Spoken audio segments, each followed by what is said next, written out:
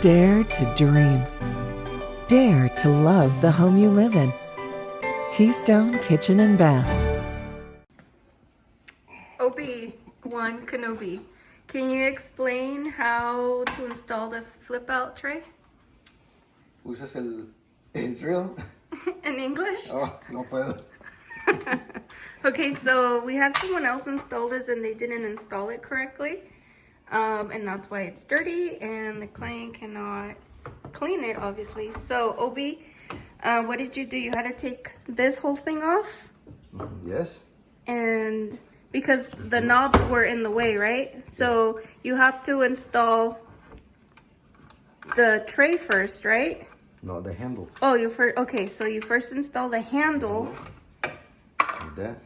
Oh, I see. Okay, so first you install the handle so that way it's down here, and then you put the tray on, like this one.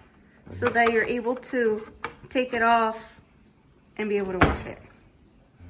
Thank you, Obi-Wan Kenobi, you're my only hope. So now the next one. Okay, so another issue that we had is that there's supposed to be a tray kit or some kind of kit for the air vent, and I'll show you kind of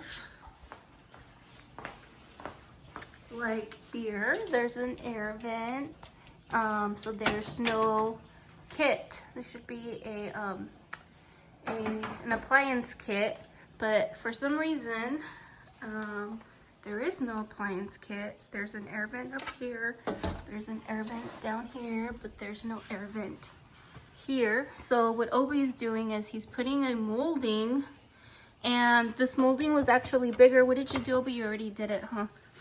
Oh, so he cut it in half. He took this off, he put it together because it was bigger, so he's trying to make it smaller so that it could fit correctly, so that this door can open. Yeah, so that door can open, but then also that there's enough of a gap so that this door can open and that there's an air vent. So if that works, yeah, perfect.